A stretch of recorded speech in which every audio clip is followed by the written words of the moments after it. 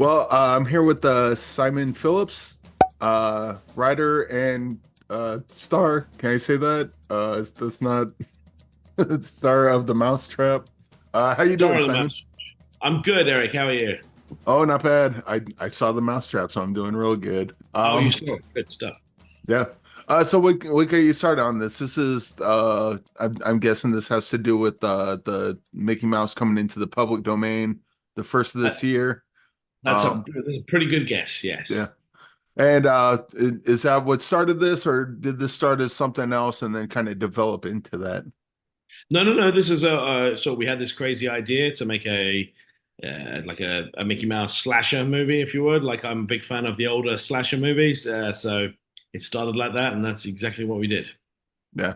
Do you have this kind of I would say anyone that watches this stick around for the after the credits.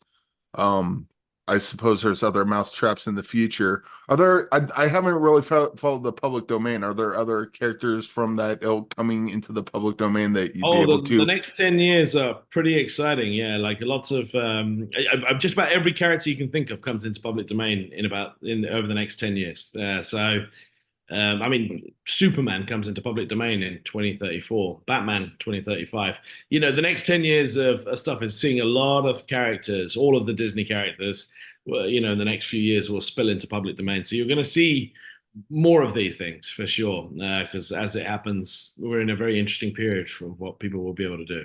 So we can expect the Superman trap in 2035. Yeah, That'd I be mean, I'd love to make a Superman horror movie. Like that's to me, that would be really interesting. I don't even know what that looks like, but man, I'd love to give it a crack. yeah.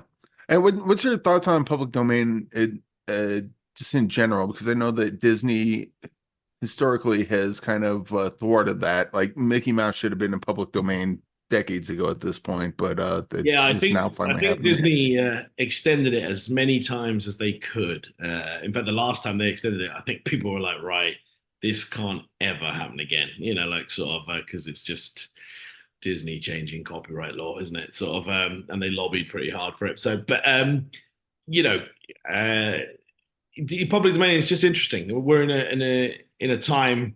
This is new for us, right? All these things are owned in copyright, but now the world is moving so fast that we're about to see a resurgence of all this old stuff because it's all going to be people are going to be able to play with it and have fun with it in a way that they've never been able to do before.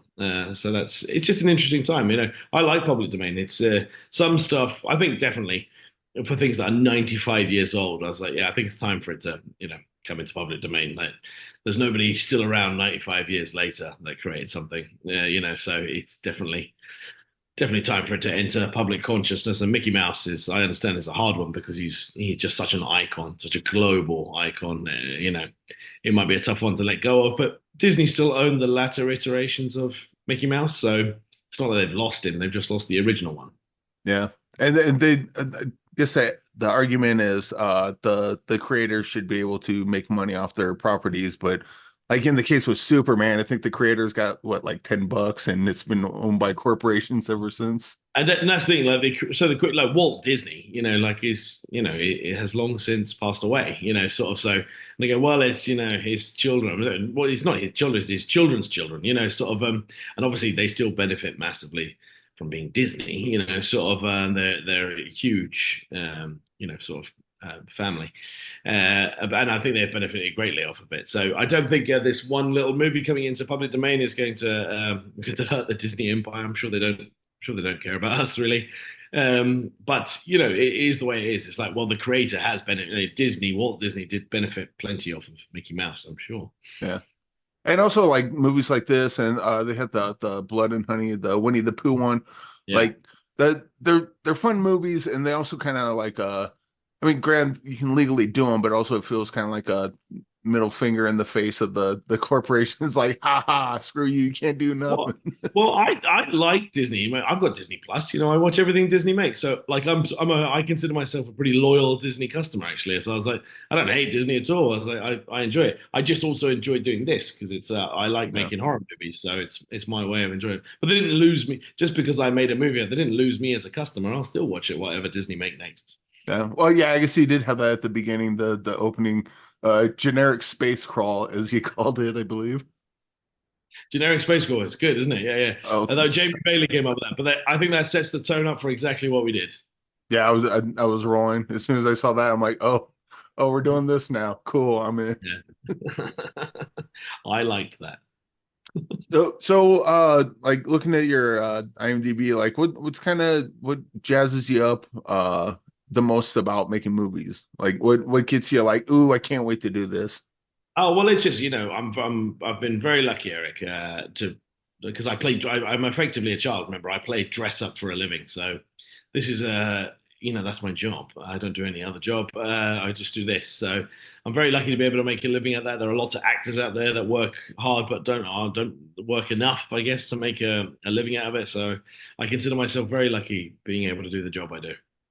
Yeah. And it looks like you've done United States of Horror chapter one, two, and three. Like what are those? Because they They're seem just interesting. Oh, they're a collection of so every state in America has it's a collection like an anthology of short horror films, and we put them all together under the United States of Horror. So I oversaw that with Paul Tanter, another producer on it, and we like managed to get a horror movie out of every state in America. So that was a great fun project finding those filmmakers, and we had to there was so much movies we had to split it over 3 chapters. Nice. Where can one find those? Oh, they're on in the States. I believe they're on Amazon Prime or Tubi. I'm not sure. I'm in Canada, so sorry, I don't have the Yeah. access to the same things you guys have. I'll have to find I'll have to watch those and see what you do with Nebraska and Colorado specifically. That'll be fun. I can't remember what theirs, but the Nebraska and Colorado are there for sure. So yeah, I can't remember which ones are which. I remember the all the movies, but there's quite a lot to remember. And also, you're a writer. What determines whether you're gonna direct what you write and whether someone else is gonna direct what you write? Is it just Um, whoever does that, or sometimes you write something, it's like, this might be better in your hands, or this fits yeah, more I your mean sensibilities. it's project by project, right? Every movie is different. Like for instance, on the Mousetrap, I knew that I was going to be Mickey Mouse, which means that somebody else needs to direct because it would be too much work for one person.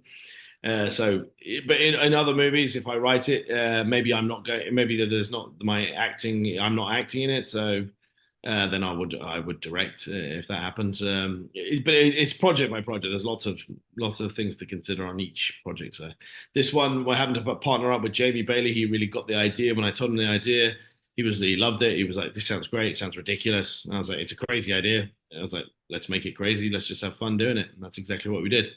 What do you do as a director? Because like I've seen directors direct movies that they're acting in, and I don't know what exactly a director does on set, but it seems like it'd just be too much work, as you mentioned.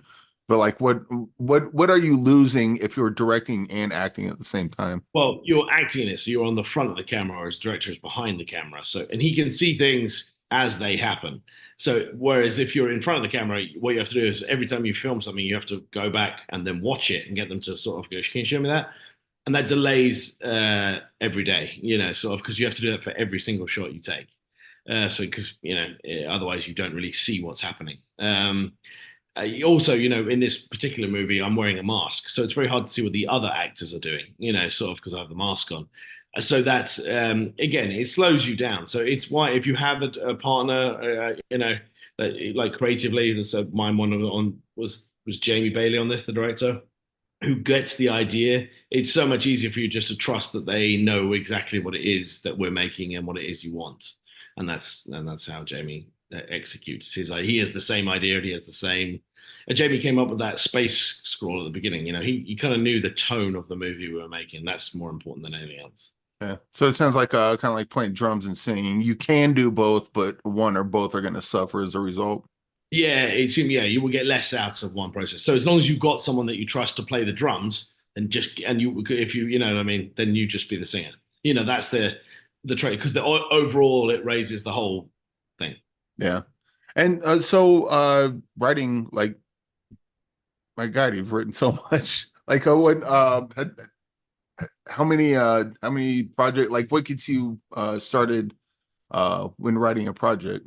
Do Oh, you, I do you don't. like hire to write something, or do you write this on spec and then try to shop it out?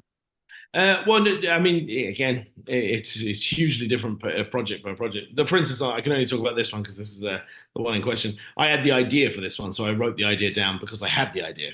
Yeah. No one was asking for the idea, but I believed that I did believe on this one that it would have a commercial backbone, and they were like, well, Disney might sue you, and you're like, okay, but if they didn't sue Winnie the Pooh, so, and that was the same sort of dropped into What public domain. what So would they yeah, sue you for? with copyright infringements. Yeah. But it's in the public domain, so like how Ah, well, no, well, no, you can still get well, there's trademark infringement and stuff like that as well. There's copyright and trademark are two different uh, things. I mean, you just have to know a bit about what it is, how those things work. But I was confident that it wouldn't happen because those I knew what we were doing. yeah. Those poor little guys, Disney, they're always getting trampled over. That Oh yeah, that just seems like childish. Anyway, um, yeah, sorry, but um, we like to we had a what's in the box segment. We don't really anymore, but still like to ask, like, what are some movies that you like that maybe are personal, or a movie that you think is really good but no one talks about? I mean, my favorite movie ever is a movie by Luc Besson called Leon the Professional. Which is about like a hitman and stuff like that. I don't know. I think people have forgotten it a lot, but it was Natalie Portman's first movie. Like, it was actually her debut. But I think Yeah. it's a fantastic movie. It's still my favorite movie of all time. So, I mean, that's one. It doesn't get the notoriety I think it deserves. Yeah, and also you got so many movies. Obviously, Mousetrap will be released across North America on TVOD and digital platforms August 6th, and on Blu-ray August 13th. So That's right. obviously, go check that out. But you got so many other projects. What are some things that you'd like to point people to that you've worked on?